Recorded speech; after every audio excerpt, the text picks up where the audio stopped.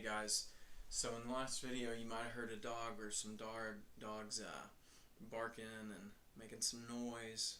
Well, me and my wife, we have 10 puppies right now, so it's kind of a handful. Sometimes they're quiet like right now, not making a peep, but other times they just keep on chirping. And this off season, it reminds me of a fan base that's been chirping a lot, which is the Jets. The Jets fan base, how well they drafted. All this stuff that's gone on with Zach Wilson in the offseason, which kind of leads us into our AFC East breakdown today. In last episode, I talked about how Deshaun Watson being asked to do more does not equal wins.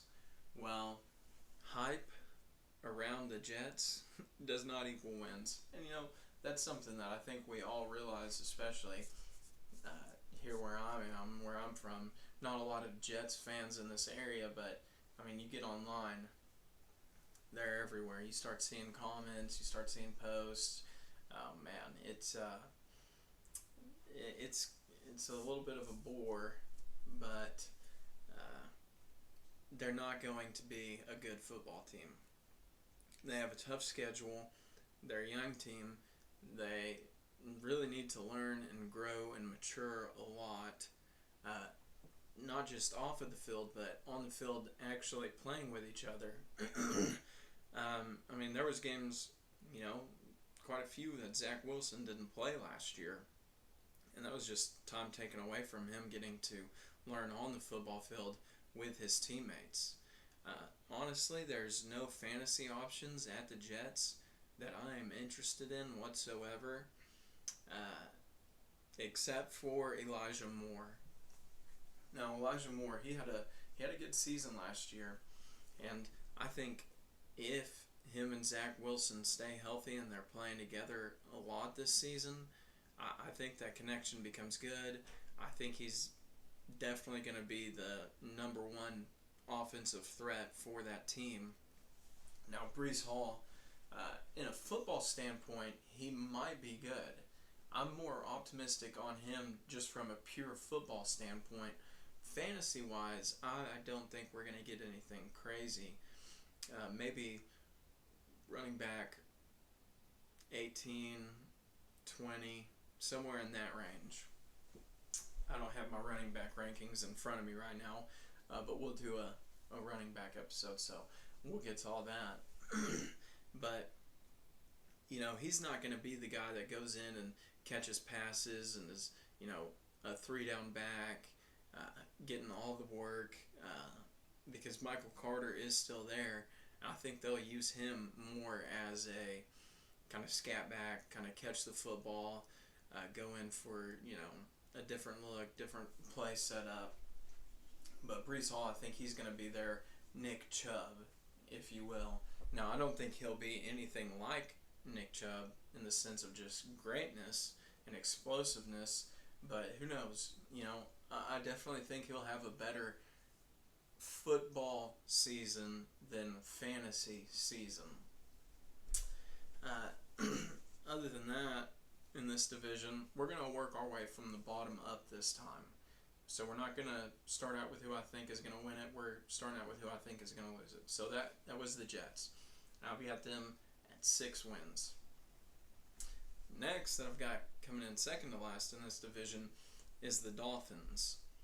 And we all know that Tyreek's been talking Tua up quite a bit, saying, oh, he's the most accurate quarterback I've ever played with, seeming like they're boys and stuff.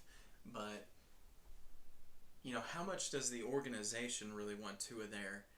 With all this news coming out that there was free agent tampering and potentially trying to get Tom Brady and potentially trying to get Sean Payton to come there and coach. I think that's the only reason Brian Flores is gone, because they were trying to set this up to get Sean Payton to be there, and I think that was a terrible mistake. Now, I think Sean Payton is a good coach, history-wise better than Brian Flores, but I think it was a mistake to fire him. I think he could have really built this team into something and done something good with it. So I think it's interesting that Tua is almost having to reassure us, or even his quarterback, that no, like, you're good, bro. We want you here. We're going to make the public opinion aware of how much we like you as players. And I'm not buying it. I think Tua is a joke, honestly. As an NFL quarterback, I don't see him ever doing anything.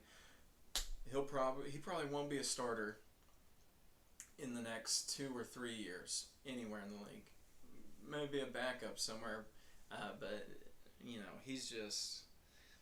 he's not that guy. So another big difference in the Dolphins, and one big difference in the Dolphins and the Chiefs, which is where Tyreek came from, is their offensive line.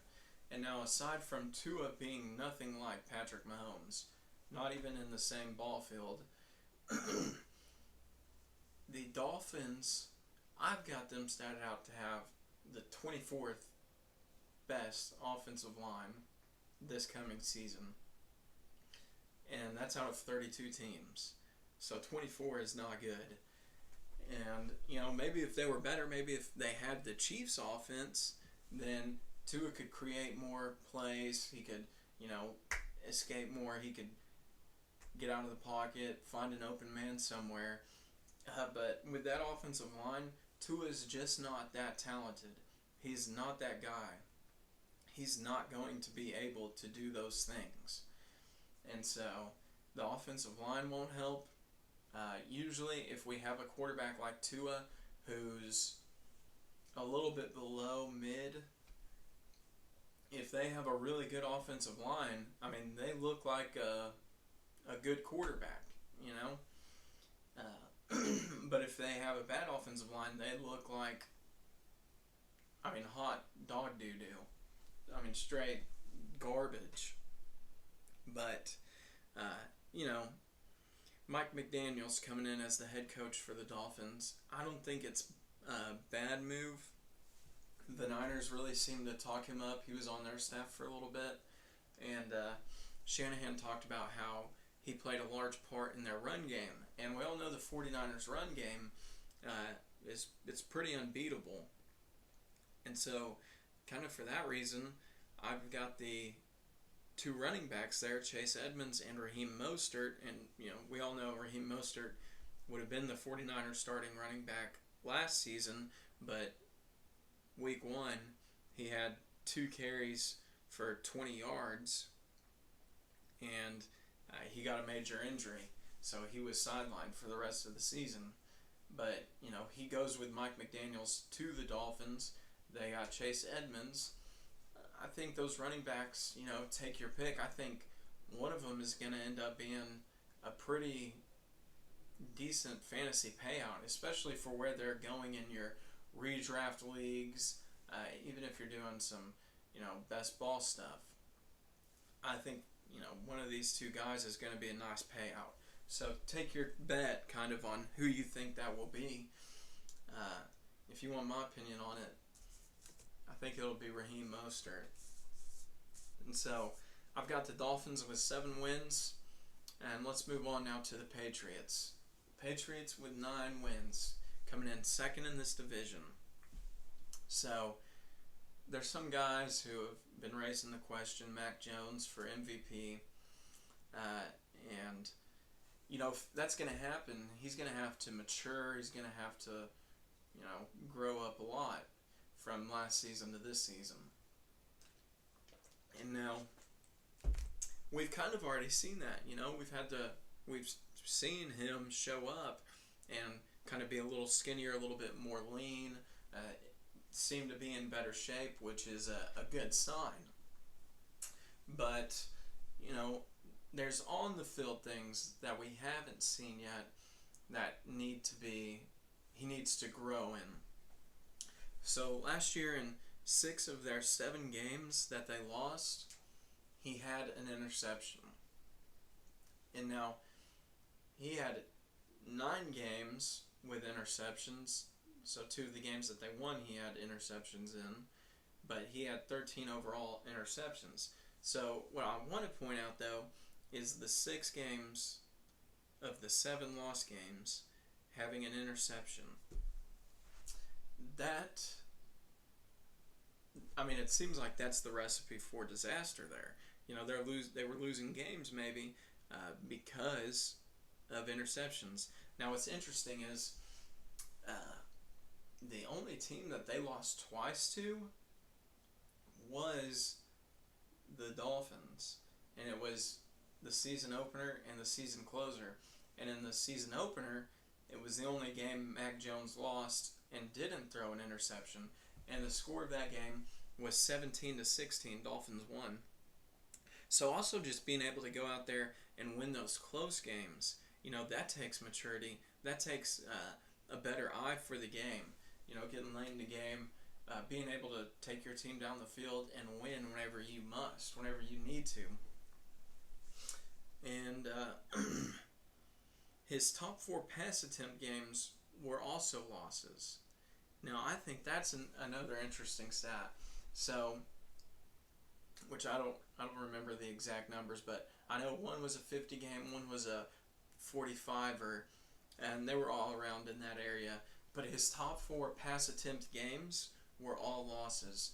If you're going to be in the conversation for MVP, you can't be losing games because of your interceptions and because of your mistakes. Whenever you're losing because you had too many pass attempts, which resulted in interceptions, that's on you. That's not MVP caliber type stuff worth discussion. Now, with all that said, I do think that he can mature, and I do think that he potentially, you know, could cut back on those interceptions. He could go from 13 interceptions to 9 interceptions. That's what I think is going to happen, actually. But if he doesn't, I won't be shocked, you know. So if he's going to be in the MVP race, he's just got to mature a lot, and he's got to clear up some of that stuff. So now, I mean, I'm wearing the shirt, Josh Allen, which we actually won't talk about him too much today, but AFC East winners, I got the Bills. I've got them winning 13 games. So this season opener this year, like Thursday Night Football season opener, first game, is the Rams versus the Bills. Now, I think this is interesting because what could be a better matchup? I mean, we all saw how the Bills went out last year. Everybody rioted saying that they should have a chance to win. They should have, you know, gotten the football back. But the Rams, you know, they won the Super Bowl. And so it's going to be a potential what could have been Super Bowl last year. And I think it's going to be a great game. I've got the Rams winning that game. Might be a little biased because I'm a Rams fan, but we'll talk about that later. So to start out, I want to talk about J.D. Mckissick. Now, back in March before the draft, he had supposedly signed a contract with the Bills. And we all know the way J.D. Mckissick plays, you know, at Washington. He's a pass-catching back. He actually, you know, he's had a lot of good production through Washington in his role. And so the Bills running backs, they've never really done much. Devin Singletary, I remember, dude burned me. Right, I was pretty big on him one year. This would have been back in 2019-2020 season. And I drafted him in a few different places. And dude just absolutely burned me. I was so upset by it. And so, you know, that's really one of their weaker spots is the running back position. And I think it makes sense for them to want a pass-catching back. But as we all know, J.D. Mckissick, he backed out of that and ended up actually re-signing with the Washington, who are now the Washington Commanders. Which I honestly like the football team. I wish they would have stayed with the football team. I thought that was a good name. Kind of like, it just seemed so unoriginal that it was original. And I loved it. You know, who could beat the football team, right? And so we see that they wanted a pass catcher, and what this is all leading me into is James Cook. What will his role be? And they got him with the 63rd pick in the second round of this past year's NFL draft. And, I don't think there's any question around what his role will be. I think it's pretty defined what his role will be, simply because of, we know he's got hands, we know he can catch the ball, he's a quick back, and we also know that they were signing J.D. Mckissick until he backed out and re-signed with the Commanders. And J.D. Mckissick is a pass-catching back. So whenever they made this pick, I was at my parents' house watching the draft, and I remember jumping up and I was like, yeah, because I liked James Cook as a prospect and as a talent. And to incorporate him into an offense where he's not got to be that guy, he's not going to have to do anything crazy, phenomenal, set any rookie records or anything like that, I think that's setting him up for even more success as compared to going in somewhere and having to do this, having to do that. But we know his role, we know he's going to be a pass catcher, and I think that's really going to complement that offense well. It's going to complement his game well, and because the pressure's not on him, it's going to allow him to do better in bigger moments. So I like that addition of James Cook there. Now, Stefan Diggs, his ADP right now, average draft position in your classic redraft leagues, is right at the turn. So he's going to 201, so second round, first pick. Now, honestly, I have him finishing as the 4th overall wide receiver this year. So, is that a good pick? Yes. However, if there's certain running backs in that area, I would much rather take running back over Stefan Diggs. Now, if you want to split it and he's still there, say you're at the turn, well, that's pretty easy. You don't have anybody picking in between you. Joe Mixon's there. You like Joe Mixon, you go Joe Mixon, Stefan Diggs. But if it's maybe even Joe Mixon, Najee, Joe Mixon, Fournette, because you got to think about it, it's going to be a long time before you get to pick again. If there's 2 running backs there that I'm big on, I'm going to take them over Stefan Diggs, because in these middle rounds this year, there's a lot of wide receivers that we can pick up that I think are going to project well and be in that top 10 talk or finish as top 10 wide receivers. So Stefan Diggs, if the running backs aren't there, I'm taking them. I'm good. But if the running backs are there, I'm not going to. And that goes the same for almost any wide receiver in that area. Now, Jamison Crowder, his best season, and he's a Buffalo Bill now, for those that don't know, was a New York Jet, was in 2016, and he had 67 receptions for 147 yards and 7 touchdowns. Now, whenever he played with Sam Darnold, he was a boom-bust guy.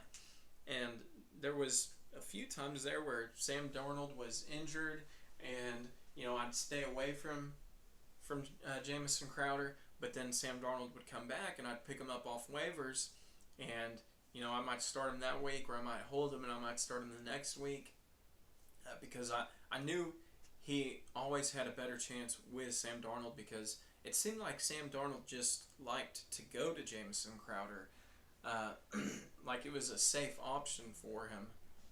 And so through that, I got some good games out of Jamison Crowder. I got some,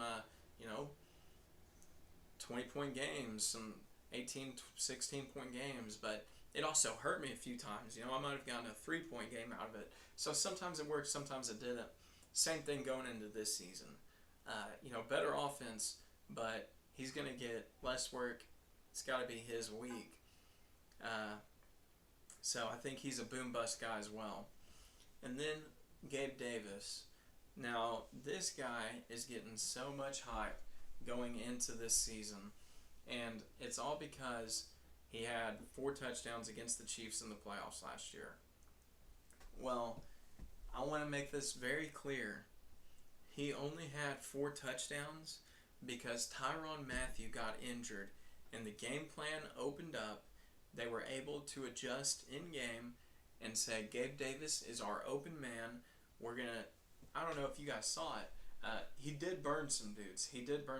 But you got to remember, the guys that he was burning were almost nobodies. Not exactly, but almost. And Tyrann Mathieu was injured. So it's going to be the same thing going into this year. I highly doubt, every week he's going to be that consistent wide receiver that you're going to want to start every week. But if we can tell before the week, okay, maybe they've got a guy that's injured, or maybe they're weak over here on this side that he's playing on, then I'm going to start Gabe Davis this week. But it's got to be about the Bills' game plan and whether or not it's opened up for Gabe Davis to succeed that week. Because he's not going to be the guy that goes out and puts up big numbers every week. He's not going to be the set and forget kind of guy. And I feel like some people are drafting him like that, but we got to come back down to earth with Gabe Davis. He's not going to be that guy. All right? He's going to have good weeks. He's going to have probably some really good weeks, some crazy weeks, but he's also going to have those weeks where he gets 3 receptions for 10 yards, right? Or 1 reception for 25 yards, okay? That'll probably be more his low week, 1 reception for 25 yards. Now, I've been talking about guys that I'm a little bit lower on than consensus, but one guy that I think I'm probably higher on is Dawson Knox. Last year, he played 15 games. Now, in 7 of those games, he went without a touchdown. So 8 of the games, he had a touchdown. 7, he didn't. Now, he also had a broken hand and still played in some of those games. All right? That right there, he wasn't catching the ball in those games, okay? This year, he's going to be healthy. We haven't seen the Bills with Josh Allen have a definitive, true, potential stud tight end, and that's what Dawson Knox is. He fills that bill, pun intended, and in more than half of his games last year, he had a touchdown. 2 of those games, he had 2 touchdowns. And so, I just think that, being healthy, going out there, being a big body, being somebody, how many times, whenever he was healthy, did we see him, drag out to play? He kept on moving around. He'd come back to the quarterback, or he'd cut across, and Josh Allen would be scrambling, and he'd be like, there's my boy, right? Well, we got to know. We got to understand. That's not going to change. And another thing that I'm big about Dawson Knox on is this. I don't think he's out there to make himself known, right? Or to be that guy, to be that big name, okay? I think he's out there so that the team can win. I think he's out there because he wants to block, all right? He wants to lead block. He wants to, set up plays for his other guys, for his other wide receivers that are lined up, with him. And I think that right there, and just a want to win and a want to play good football, I think that's going to correlate well. Coaching staff's going to see that. Josh Allen's going to see that.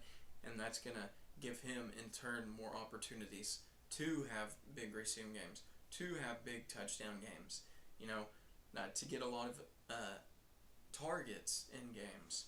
So I'm big on Dawson Knox. I think he'll be a nice turnout this year if he stays healthy. So Bills 13 wins, Patriots 9 wins, Dolphins 7, and Jets 6. And that right there is the AFC East breakdown. So that's the end for the AFC. First NFC show will be on Saturday, and then whenever we get done with the NFC, I'm going to have on my first guest, and we'll give a quarterback rundown for you guys. That's it. Be safe.